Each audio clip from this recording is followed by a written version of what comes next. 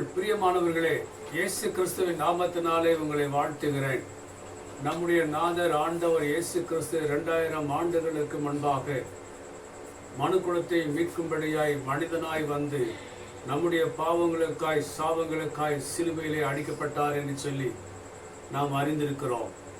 சிலுவையிலே அடிக்கப்படும் பொழுது, அவர் உயிர் விடும்போது சிலுவையிலே 7 வார்த்தைகளை குறித்து பேசினார். உலகம் முழுவதும் இந்த நாளிலே இந்த வார்த்தைகளை குறித்து, ஆண்டவர் சிலுவையிலே பேசின 7 வார்த்தைகளை குறித்து தியானித்துக் கொண்டிருக்கிற வேளையிலே நாமும் கூட இந்த 7 வார்த்தைகளை தியானிப்போம். கர்த்தர் நம்மோடு கூட பேசுவாராக. நம்மளை ஆண்டவர் செம்மையான வழியில் நடத்துவாராக. முதலாவதாக ஆண்டவர் பேசின வார்த்தை, சிலுவையிலே அவர் அடிக்கப்பட்டு சிலுவையிலே தொங்குகின்ற அந்த வேளையிலே லூக்கா 23:34 பிதாவே, இவர்களுக்கு மன்னியும், தாங்கள் செய்வது இன்னதென்று அறியாதிருக்கிறார்கள் என்று சொல்லி இந்த வார்த்தையை நாம் பார்க்கிறோம். நம்முடைய ஆண்டவர் மன்னிப்பு கொடுக்கக்கூடியவர். தகப்பன் தன் பிள்ளைகளுடைய பாவங்களை மன்னிக்கிறது போல வானத்தையும் பூமியையும் படைத்த சர்வ வல்லமையுள்ள ஆண்டவர் நம்முடைய பாவங்களை மன்னிக்கிறவராக இருக்கிறார். யூதாஸ் என்பவன் அவரோடு கூட போஜனத்தில் கலந்து கொண்டு அவருடைய போதனையை கற்றுக்கொண்டு அவருடைய அற்புதங்களையும் அதிசயங்களையும் கண்டு வாழ்ந்தவன், கூடவே இருந்தவர். ஆண்டவர் அந்த யூதாசை அதிகமாக நேசித்தார். சிநேகிதன் என்று சொல்கிறத பார்க்கிறோம். அந்த வார்த்தையை நாம் வாசிக்கும் போது மத்தேயு 26:50 சிநேகிதனே என்று ஆண்டவர் யூதாசை குறித்து சொல்லுகிறார். ஆண்டவர் யூதாசை நண்பனே, சிநேகிதனே என்று சொல்லுகிறார். ஆனால் அவனுக்கு அந்த சிநேகித நட்பு என்ற அந்த அறிவு அவனுக்கு இல்லை. அவன் இயேசு கிறிஸ்துவை காட்டிக் கொடுத்த போதிலும் இயேசு அவனை சிநேகிதன் என்று அழைத்தார். நம்முடைய ஆண்டவர் அன்புக்குரியவர், நட்புக்குரியவர். அவருடைய அன்பையும் நட்பையும் பிரிக்க முடியாது. ஆனால் அந்த நிலையிலும் யூதாசு இயேசுவை காட்டிக் கொடுத்திருந்த வேளையிலும் ஆண்டவரிடத்தில் ஒரு மன்னிப்பு கேட்கவில்லை. அவங்களிடத்துல கொஞ்சம் கூட ஆண்டவர் மேல அன்பு இல்லை. மனிதர்கள் இப்படித்தான் இருக்கிறார்கள். இப்படிப்பட்ட ஜனங்களுக்காகத்தான் இயேசு சிலுவையிலே அடிக்கப்பட்டார். சிலுவையிலே ரத்தம் சிந்தி தொங்குகிற வேளை, மதியான வேளையில கண்ணுல லேசா தூசிப்பட்டாவே நம்மளால தாங்க முடியாது. ஆனால் சிலுவையில தலையில, ஆண்டவருடைய தலையில கிரீடமேறிய முள்ளுல செஞ்சு தலையில அமைக்கிட்டு இருக்காங்க. கண்ணு வெளி முள்ளு குத்தி எட்டி வந்துச்சான். அந்த ரத்தம் கண்ணு வழியாக, தலையில் அமுக்கின அந்த முள்ளு கண்ணு வழியாக குத்தி கண்ணு வழியாக அந்த ரத்தம் கீழே வடிஞ்சிருக்கு. எவ்வளவு ஒரு வேதனையான காரியம் பாருங்க. இந்த வேளையிலே கூட ஆண்டவர் சொல்லுகிறாரு, பிதாவே, இவர்களுக்கு மன்னியும், தாங்கள் செய்வது இன்னதென்று அறியாதிருக்கிறார்கள். ஆண்டவர் இயேசு கிறிஸ்து எவ்வளவாய் ஆண்டவரிடத்தில், பிதாவினிடத்தில் பிதாவே பிதாவே என்று சொல்லி எவ்வளவு பாசமாய் பேசுறார் பாருங்க. பிதாவே, இவர்களை மன்னியும், நீங்க எனக்கு கொடுத்த இந்த ஜனத்தினுடைய பாவங்களை மன்னிங்க. எவ்வளவு ஒரு அன்புள்ள தேவனாய் இருக்கார் பாருங்க. ஆண்டவரிடத்துல அன்பு, ஒரு நட்பும் எவ்வளவு பெரிய இருக்கு பாருங்க. இந்த ஆண்டவருடைய நட்பும் அன்பும் எப்படி இயேசு கிறிஸ்துவிடத்திலும் பிதாவினிடத்திலும் எப்படி அன்பும் நட்பும் பிரிக்க முடியாது போல ஆண்டவர் நம்மிடத்தில் எதிர்பார்க்கிறார். இயேசு கிறிஸ்து இருக்கிற அன்பும் அவரோடு கூட இருக்கிற நட்பும் நமக்கு தேவை என்று சொல்லி இந்த வார்த்தையை சொல்லுகிறார். அது மாத்திரமில்லை, நம்மளுக்கு மன்னிப்பு தேவை என்று சொல்கிறார். ஆண்டவர் நமக்கு சிலுவையிலே மன்னிப்பு கொடுத்தார். நாம் எத்தனை பேர்த்துக்கு நம்மை மன்னித்திருக்கிறோம்? தேவ பிள்ளைகளே, நீங்களும் நானும் இயேசு கிறிஸ்துவுடைய பிள்ளைகள் என்று சொல்வோமானால் பிறரை மன்னிப்பு கொடுக்க வேண்டும் என்று ஆண்டவர் விரும்புகிறார். அவரிடத்தில் அன்பாய் இருக்க வேண்டும் என்று சொல்கிறார். அவரிடத்தில் நட்பு வைக்க வேண்டும் என்று சொல்லி விரும்புகிறார். ஆகவே இந்த வார்த்தையிலே ஆண்டவர் நினைவு கூற விரும்புகிறார். சிலுவையிலே ரத்தம் சிந்தி மரித்த இயேசு, பிதாவே இவர்களை மன்னியும், தாங்கள் செய்து இன்னதென்று அறியாதிருக்கிறார்கள். நீங்களும் நானும் ஆண்டவர் இந்த வேளையிலே ஆண்டவர் நமக்கு சொல்லுகிற காரியம், நீங்களும் நானும் பிறரை மன்னிக்கப்பட வேண்டும். நமக்காக சிலுவையிலே ஆண்டவர் ரத்தம் சிந்தி மன்னிப்பு கொடுத்தார், ரத்தம் சிந்தி உயிர் கொடுத்தார். நம் ஆண்டவருக்கு எண்ணத்தை கொடுத்திருக்கிறோம். தேவனுடைய பிள்ளைகளை சிந்திப்போம். இரண்டாவது வார்த்தையை நாம் வாசிக்கும் போது லூக்கா 23:43 இன்றைக்கு நீ என்னுடனே கூட பரதேசில் இருப்பாய் என்று சொல்லி 2 கல்லனை பார்த்து ஆண்டவர் சொன்னார். கொள்ளக்காரங்க அநேகரை கொலை செஞ்சவங்க.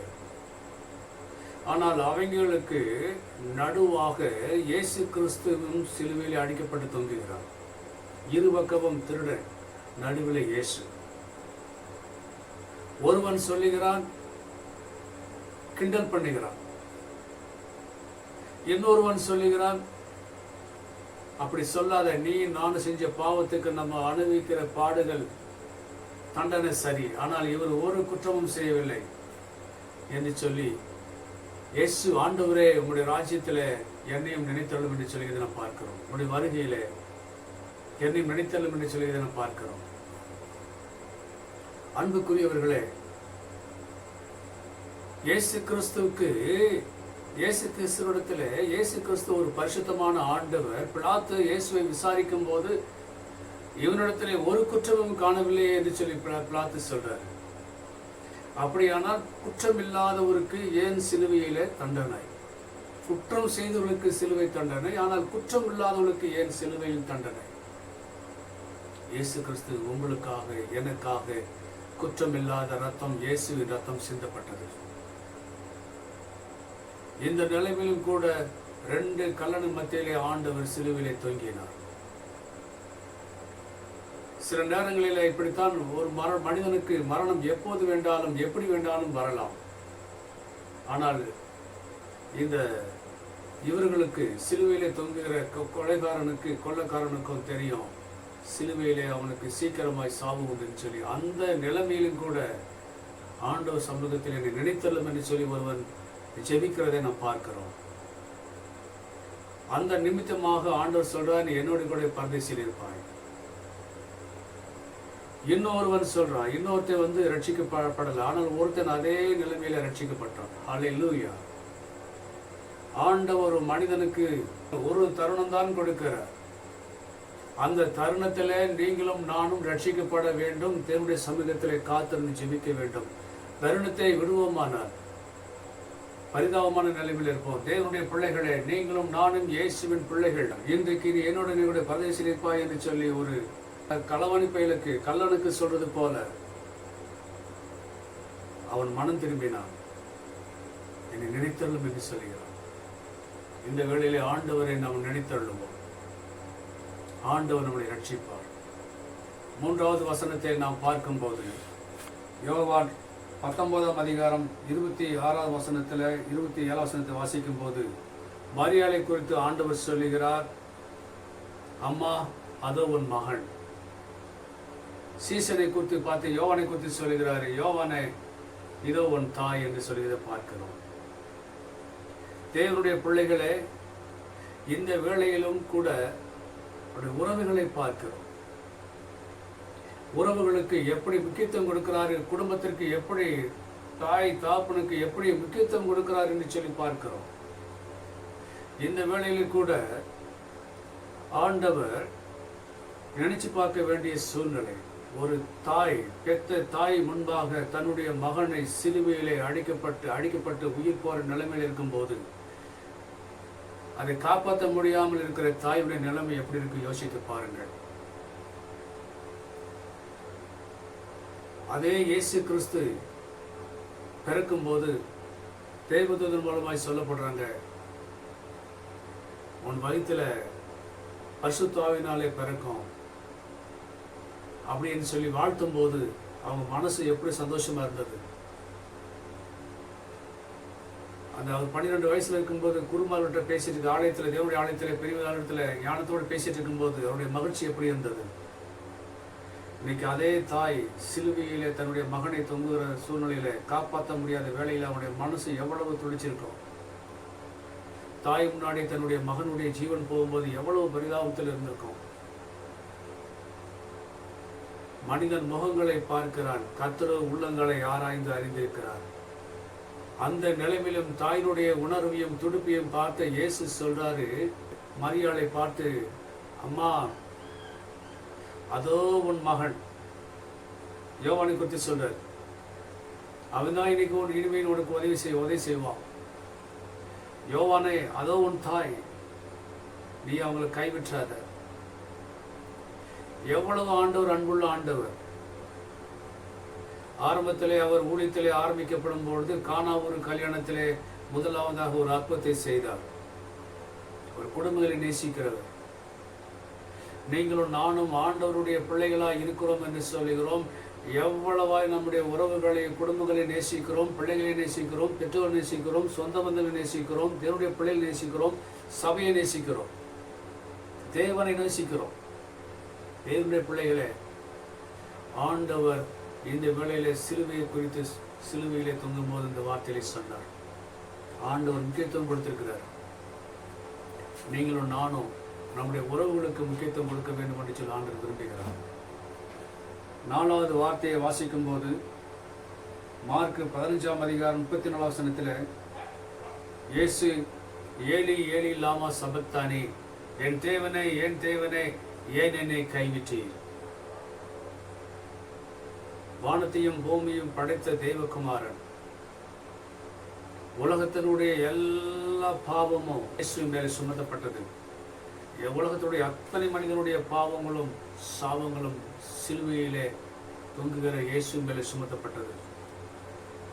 அவரால் தாங்கிக் கொள்ள முடியவில்லை. அவர் நீங்க பார்க்கும்போது அவர் ஜெபிக்கிற ஆரம்பத்திலிருந்து கடைசி சிலுவையில் ஒப்புக் கொடுக்கிறேன்னு சொல்ல வரைக்கும் பிதாவே பிதாவே என்று சொல்லி பிதாவினிடத்தில் எவ்வளவு அன்புள்ளவராய் இருக்கிறார் என்று பாருங்கள். அப்படியானால் பிதாவினிடத்திலே வானத்தையும் பூமியை படைத்த சர்வ வல்லமையுள்ள தேவனுடைய குமாரனாய் இருக்கும்போது, ஏலி ஏலி லாமா சபக்தானி, தேவனே என் தேவனே ஏன் என்னை கைவிட்டீர் என்று எப்படி ஏன் சொல்லுகிறார்?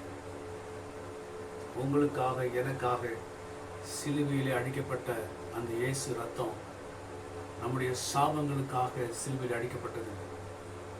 ஆரம்ப காலத்திலே ஆதாம் கனி, தீமை நன்மை தீமை அறிவித்த மரத்தில் பாவம் உண்டானது. அதை சிலுவை மரத்தினாலே அந்த சாபத்தை ஆண்டவர் நீக்கினார். ஆதாம் காலத்திலே பிதாவுக்கும் மனிதனுக்கும் பிரிவு உண்டானது. பாவத்தினாலே பிரிவு உண்டானது, சாபம் உண்டானது. அந்த சாபத்தை போக்கவே, பிதாவுக்கும் மனிதனுக்கும் அந்த பிரிவினையை மாற்றவே இயேசு கிறிஸ்து சிலுவையிலே ஆடுகள் அனுபவிக்கிறார். பிரிவினை, பிதாவுக்கும் மனிதனுக்கும் உள்ள பிரிவினையை அகற்றி இணைக்கவே ஆண்டவர் சிலுவையிலே தொங்கினார். ஆகவேதான் அவர் நினைச்சா வந்திருக்கலாம், காப்பாற்றப்பட்டிருக்கலாம். பிதாவினிடத்தில் எவ்வளவு அன்பு வச்சிருந்தாரோ அவ்வளவு அன்பு மனிதன் மேலே வைத்திருந்தார். தேவனுடைய பிள்ளைகளே, இயேசு எனக்கு என்ன செய்தார் என்று சொல்லி கேட்போமானால், உனக்காக ஜீவனை கொடுத்தார். நீ இயேசுவுக்காக எண்ணத்தை கொடுத்தார். ஆண்டவர் அன்புள்ள ஆண்டவர் நம்முடைய சாபங்களுக்காக, பாவங்களுக்காக சிலுவையிலே அடிக்கப்பட்டு ரத்தம் சிந்தி மரித்தார். யோவான் 19ஆம் அதிகாரம் 28ஆம் வசனத்தில் இயேசு சொன்னார், தாகமாயிருக்கிறேன். வானத்தையும் பூமியும் படைத்த ஆண்டவர், சர்வத்தையும் படைத்த ஆண்டவர் தாகமாயிருக்கிறேன் என்று சொல்லும்போது, நீங்கள் நானும் விரும்புகிற தண்ணீரை குறித்து சொல்லப்படவில்லை. ஏனென்றால் தண்ணீரை உண்டாக்கினவரே அவர்தான். ஆகார் தன்னுடைய மகனுக்காக தனக்காக தண்ணீர் இல்லாமல் உயிர் போகும் சூழ்நிலையிலும் கூட ஆகாருக்கு கண்களை திறந்து இருக்கும் இடத்தை காண்பித்தவர். இஸ்ரவேல் ஜனங்களுக்கு கண்மலையை பிளந்து தண்ணீரை கொடுத்தவர். அந்த பாவப்பட்ட ஸ்திரீ, விபச்சார ஸ்திரீ, சமாரியா ஸ்திரீ குளத்திலே தண்ணீர் எடுக்கும் போது என்னிடத்திலிருந்து கேட்டால் நான் ஜீவ தண்ணீரை கொடுப்பேன் என்று சொன்ன ஆண்டவர், அவருக்கு என்ன தாகம் வரப்போகிறது? அவர்தான் ஜீவ தண்ணீர். அவருக்கு தாகவே கிடையாது. ஆனால் அவர் சொல்லுகிற தாகம் நீங்களும் நானும் குடிக்கிற தண்ணீரை குறித்து தாகத்தை சொல்லப்படவில்லை. பிதா சொன்ன காரியம் என்ன கேட்டுக்கொண்டு இந்த பூமிக்கு மனிதனாய் வந்தாரோ அதை நிறைவேற்றுவதிலே தாகமாய் இருக்கிறேன்னு சொன்னார். உலகத்தில் உள்ள அத்தனை ஜனங்களும் ரட்சிக்கப்பட வேண்டும், மனம் திரும்ப வேண்டும், தேவனுடைய சமூகத்திலே வர வேண்டும் என்று சொல்லி தாகமாய் இருக்கிறேன் என்று ஆண்டவர் சொன்னார். அப்படியானால் நம்முடைய தாகம் எங்கே இருக்கிறது? இயேசு கிறிஸ்து அவருக்காக தாகமாய் இருக்கிறேன் என்று சொல்லல, அவருக்காக பிதாவினிடத்திலே வேண்டிக் கொள்ளல, உங்களுக்காகவும் எனக்காகவும் சிலுவையிலே தாகமாய் இருக்கிறேன் என்று சொன்னார். நம்முடைய தாகம் எங்கே இருக்கிறது? நம்முடைய தாகம் எங்கே இருக்கிறது? இயேசுவின் மேலே இருக்கிறதா? பரிசுத்தத்தின் மேலே இருக்கிறதா? தேவனுடைய ராஜ்யத்தின் மேலே இருக்கிறதா? அல்லது ஆண்டவர் சொன்னபடி ஆத்துமாதாய் பணிகளே தாகமா இருக்கிறேன் என்று சொல்லிக் கொண்டிருக்கிறோமா? எதிலே சிந்திப்போம். ஆண்டவருடைய வருகை சமயமாக இருக்கிறது. 6வது வசனத்தை வாசிக்கும் போது யோவான் 19ஆம் அதிகாரம் 30ஆம் வசனத்தில் முடிந்தது என்று சொல்லுகிறதை நாம் பார்க்கிறோம். முடிவு என்பது ஒரு இடத்திலிருந்து வந்தது இன்னொரு இடத்துல ஒரு இடத்துக்கு போகும்போது அந்த இடம் முடிஞ்சதுன்னு சொல்றோம். ஆனால் அதை குறித்து இங்கு சொல்லப்படவில்லை. பிதா எந்த காரியத்துக்காக இந்த பூமிக்கு அனுப்பினாரோ அந்த காரியம் முழுவதுமாக செய்து முடித்து விட்டேன் என்று சொல்லுகிறார். உலகத்தினுடைய பாவங்களுக்காய் சாபங்களுக்காய் சிலுவையிலே அடிக்கப்பட்டு பிதாவுக்கும் மனிதனுக்கும் உள்ள பிரிவினையை அகற்றி இணைக்கிற நோக்கத்தை, ஜனங்களை பரிசுத்தமாய் வழி நடத்துகிற அந்த நோக்கத்தை பிதாவே நிறைவேற்றி விட்டேன், பூரணமாய் நிறைவேற்றி விட்டேன், குறைகள் இல்லை. ஆகவே நீங்க அனுப்பின நோக்கம் என்னால் பிரியப்பட்டது, நான் முடித்துட்டேன் என்று சொல்லி பிதாவினிடத்திலே தன்னுடைய காரியத்தை அறிக்கை செய்கிறதை பார்க்கிறோம். அன்புக்குரியவர்களே, நீங்களும் நானும் நமக்கென்று கொடுக்கப்பட்ட பொறுப்பிலே பூரணமாய் செஞ்சு முடிச்சிட்டோன்னு சொல்ல முடியுமா? இயேசு சொன்னார் பிதாவினிடத்தில், நீங்க அனுப்பின நோக்கத்தை முழுமையாய் நான் செய்து முடித்தேன் என்று பிதாவினிடத்தில் சொல்லுகிறதை பார்க்கிறோம். ஆனால் உங்களுக்கு கொடுக்கப்பட்ட அருமையான பெற்றோர்களே, அருமையான பிள்ளைகளே, அருமையான நிர்வாக தலைவர்களே, நீங்க யாராக இருந்தாலும் சரி, உங்கள் ஒவ்வொருவருக்கும் ஒரு பொறுப்பு கொடுக்கப்பட்டிருக்கிறது. அந்த பொறுப்பிலே முழுமையாய் செய்து முடித்து விட்டீர்களா? ஆண்டவர் செய்து முடித்தார். அதை நம்மகிட்ட எதிர்பார்க்கிறார். 7வது வசனத்திலே பார்க்கும்போது லூக்கா 23ஆம் அதிகாரம் 46 வசனத்தில் பிதாவே உங்களுடைய கைகள் என் ஆவியை ஒப்புவிக்கிறேன் என்று சொல்லி பார்க்கிறோம். பிதாவின் மேலே இருந்த அன்பும் அவர் மேல இருந்த நம்பிக்கையும் எவ்வளவு உறுதியா இருக்குது பாருங்க. அப்படியானால் ஆண்டவர் இதை நம்மகிட்ட எதிர்பார்க்கிறார். நம்முடைய நம்பிக்கையும் நம்முடைய அந்த உறுதியும் எங்க இருக்கிறது என்று சொல்லி எதிர்பார்க்கிறார். கர்த்தரிடத்தில் இருக்கிறதா? நம்முடைய நம்பிக்கை எங்க மேல எங்க இருக்கு? இயேசுவின் நம்பிக்கை பிதாவினிடத்தில் இருந்தது. நம்முடைய எதிர்பார்க்கிறது என்ன? நம்முடைய நம்பிக்கை இயேசுவின் மேலே இருக்க வேண்டும் என்று. என்னுடைய பிள்ளைகளே, இந்த வார்த்தையை குறித்து நான் பேசிக்கும் போது ஆண்டவர் 7 வார்த்தையை குறித்து ஆண்டவர் கூட பேசினார். இந்த 7 வார்த்தையை நம்மளுக்கு பேசுகிற காரியம் என்ன? நீங்களும் நானும் தேவனுடைய பிள்ளைகள். ஏன் பிதாவே உங்களை மன்னியும் என்று சொன்னார்? நீங்கள் நான் மன்னிக்கிறோமா? பிள்ளைகளை மன்னிக்கிறோமா? பிள்ளைகள் பெற்றோரை மன்னிக்கிறோமா? நமக்கு விரோதமாய் நடக்கிற ஜனங்களை நம்மளால் மன்னிக்க முடியதா? நீ தேவனுடைய பிள்ளைகளாக இருந்தால் மன்னிக்க முடிய வேண்டும். உன்னால் மன்னிக்க முடியலையா? ஆண்டவருக்கு ஜெபம் பண்ணுங்க. ஆண்டவரே, என்னால் மன்னிக்க முடியல, உதவி செய்யுங்கன்னு சொல்லி ஜெபம் பண்ணுங்க. என் தேவனே ஏன் என்னை கைவிட்டீர் என்று அந்த ஜெபிக்கிறதை நம்ம பார்க்கிறோம். உங்களையும் என்னையும் ஆண்டவர் பிரியமாய் இருக்கிறார். ஆனால் சில நேரங்களில் நம்ம சோதனைகளும் வேதனைகளும் வரும்போது ஏன் ஆண்டவர் எனக்கு சோதனையை கொடுக்கிறார் என்று நம்ம நினைக்கிறோம் இல்லையா? இயேசு கிறிஸ்து அவர் பிறக்கும் போதிலிருந்து இறக்கும் வரைக்கும் அவருக்கு வந்ததெல்லாம் பிரச்சனைகள், போராட்டங்கள், அவமானங்கள், நிந்தனைகள், நெருக்கங்கள். ஆனால் கலங்கவில்லை. எந்த மனிதனுக்கெல்லாம் உதவி செய்தாரோ அதே மனிதனெல்லாம் இயேசுவுக்கு விரோதமாய் எழும்பினார்கள். ஆனால் அவர் நன்மை மாத்திரமே செய்தார். உங்களுக்கும் என்னிடத்திலும் ஆண்டவர் எதிர்பார்க்கிறது என்ன?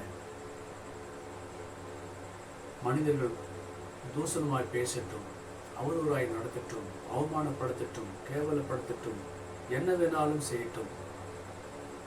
இயேசுடைய பிள்ளைகளாய் நீங்கள் நானும் இயேசுவின் பிள்ளைகளாய் இருப்போமானால் அவமானங்கள் வரும், நிந்தனைகள் வரும், நெருக்கங்கள் வரும், பாடுகள் வரும், பிரச்சனைகள் வரும், பலவிதமான தேவையில்லாத அவமானங்கள், நெருக்கங்கள் எல்லாம் வரும்.